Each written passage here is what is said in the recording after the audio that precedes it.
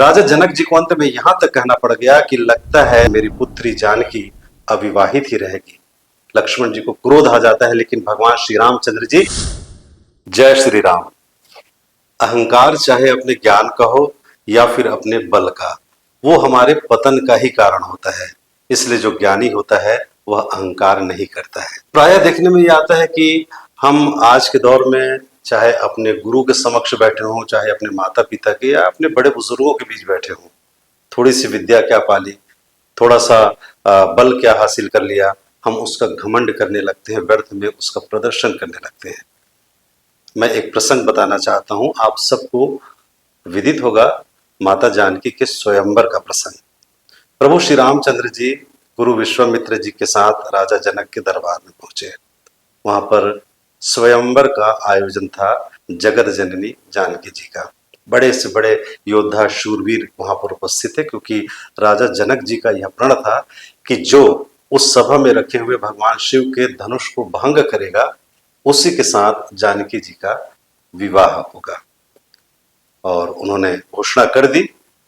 सभी महारथी शूरवीर एक के बाद एक उठकर अपने शौर्य का प्रदर्शन करने लगे, लेकिन किसी ने धनुष को भंग करना तो दूर, उसको टस से मस भी नहीं कर सके, जबकि यह सामर्थ्य थी प्रभु श्री रामचंद्र जी में। लेकिन वे अपने स्थान से नहीं उठे, क्योंकि वे अपने गुरु के पास बैठे थे, उनके अधीन थे। राजा जनक जी को अंत में यहां तक कहना पड़ गया कि लगता है कि ये धरती, ये धरा वीरों से रिक्त हो गई है। लगता है कि मेरी पुत्री जानकी अविवाहित ही रहेगी। लक्ष्मण जी को क्रोध आ जाता है, लेकिन भगवान श्री रामचंद्र जी को क्रोध नहीं आता है। उनमें अपने बल का, अपने शौर्य का अहंकार बिल्कुल भी नहीं रहता, बल्कि वे लक्ष्मण को समझाते हैं।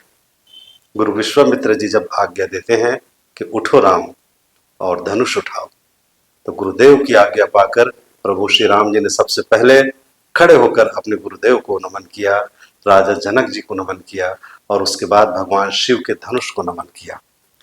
फिर ये क्या, उन्हें धनुष उठाना तो अलग बात है, उन्होंने एक झटके में देखते ही देखते धनुष को भंग कर दिया। प्रभु श्री रामचंद्र जी की जय जयकार होने लगी। तो गुरुदेव की आज्ञा के पश्चात भी, जबकि उनको ज्ञात था कि धनुष को वे भंग कर सकते हैं, गुरु का आदर उन्होंने किया।